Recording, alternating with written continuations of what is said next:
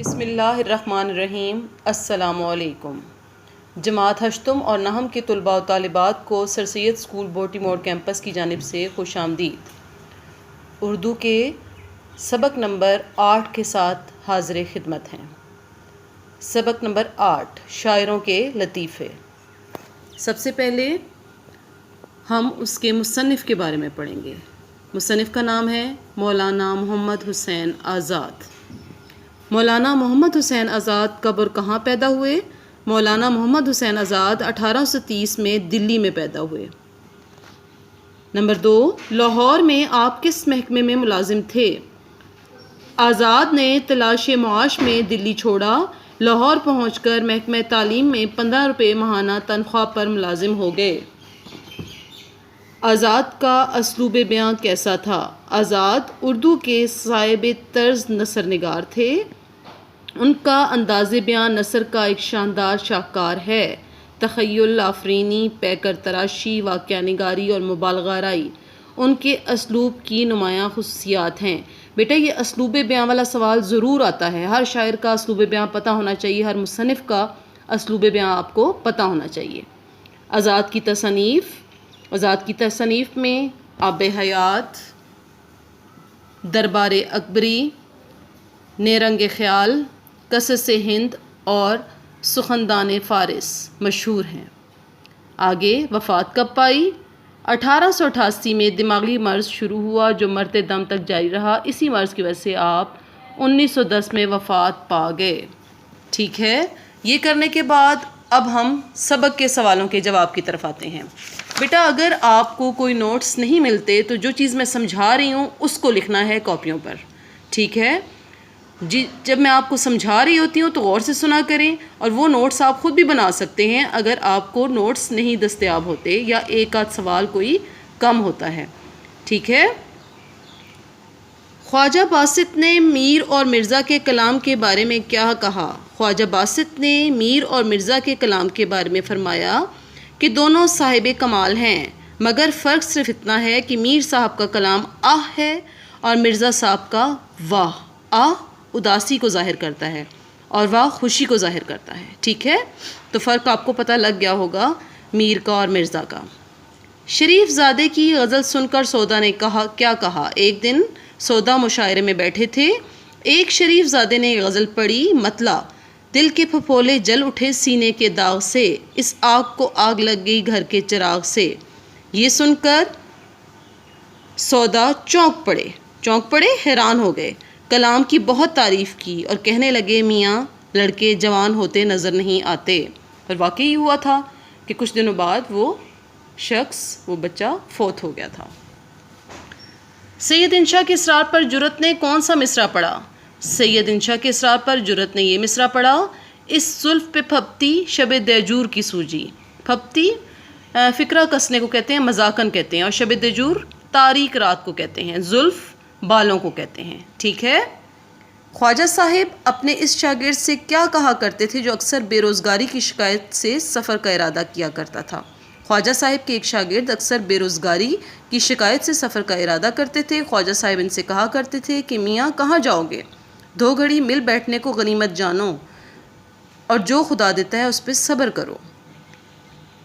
صاحب عالم کی زبان سے اس وقت کیا نکلا جب حکیم خان نے جلدی سے ان کے آنے اور جانے پر اظہار تعجب کیا؟ حکیم احسن اللہ خان نے دربار میں صاحب عالم کے جلدی سے آنے اور جانے پر اظہار تعجب کیا تو صاحب عالم کی زبان سے اس وقت نکلا کہ اپنی خوشی سے آئے ہیں نہ اپنی خوشی چلے، اپنی خوشی سے آئے نہ اپنی خوشی چلے، یہ مصرع ہے، ٹھیک ہے جی؟ یہاں سوالوں کے جواب ختم ہوتے ہیں، اب ہم کتاب کی طرف آئیں گے۔ جی بیٹا صفحہ نمبر 24 پر آ جائیے۔ جو پہلے میں نے کام بتایا تھا وہ کاپیوں پر کرنا ہے، جماعت ہشتم نے، اور جماعت نہم اگر آپ نے پچھلے سال یہ کام نہیں کیا ہوا تو آپ بھی کر سکتے ہیں، ٹھیک ہے؟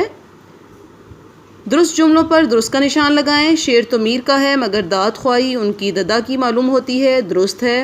سودا نے بہت تعریف کی اور کہا کہ میاں لڑکے بہت طویل عمر پاؤ گے، غلط، انہوں نے کہا تھا تمہاری عمر کم ہوگی۔ جرت ہنس پڑے اور اپنی لکڑی اٹھا کر مارنے کو دوڑے، درست ہے۔ چونکہ نام بھی امام بخش تھا اس لیے تمام اہل جلسہ خاموش رہے، کراس غلط ہے. بھائی اگر کوئی گدھا تمہارے لات مارے تو تم اس کا کیا جواب دو گے؟ درست ہے. کثیر الانتخابی سوالات یعنی کہ MCQs پر آ جائیے. سبق کے متن کو مد نظر رکھ کر درست جواب کی نشاندہی کرنی ہے. میر اور مرزا کے کلام میں تکرار کرنے والے کس کے مرید تھے؟ یہ خواجہ باسط کے. نمبر 4 آپشن ٹھیک ہوگا. انشاءاللہ خان ایک دن کس کی ملاقات کو آئے؟ جرت کی. نمبر 3 آپشن ٹھیک ہوگا. یہ مصرع اس زلف پہ پھپتی شب دیجور کی سوجی کس شاعر کا ہے؟ جرت کا. نمبر 2 قاطع برہان کے مصنف کون ہیں؟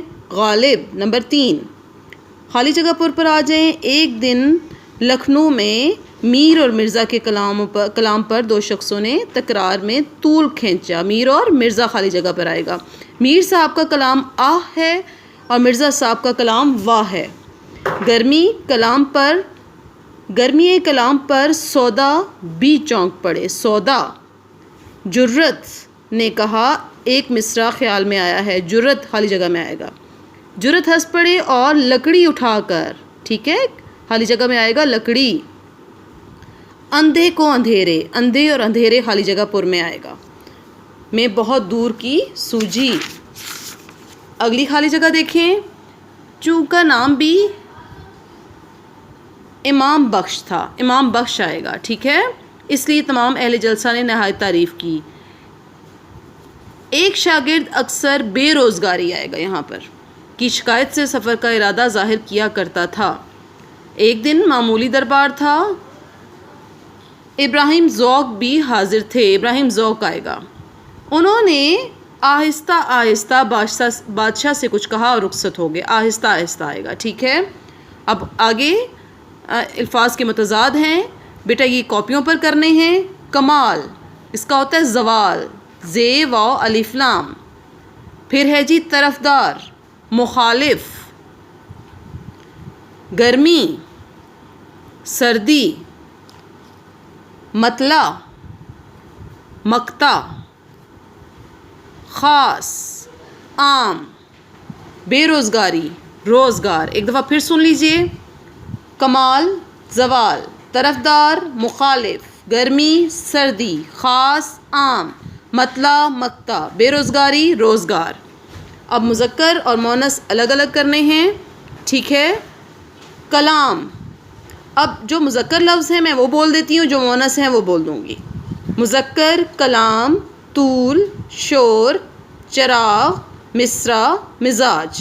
مؤنث تکرار آہ قیامت تعریف قدرت زلف تسبیح شکایت. میں نے آپ کو طریقہ بتایا مذکر و مؤنث کس طرح الگ الگ کرتے ہیں.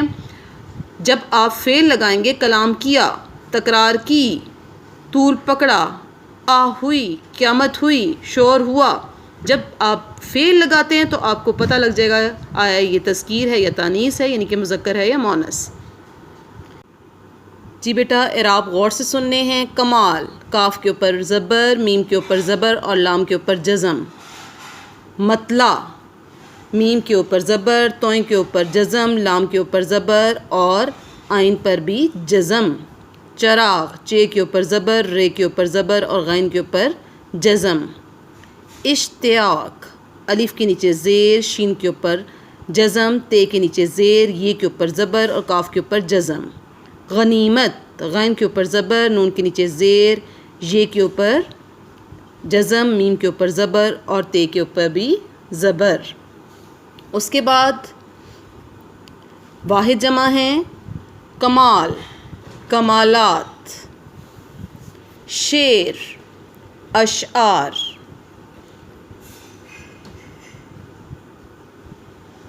اس کے بعد مشاعرہ مشاعرات رے الف تے.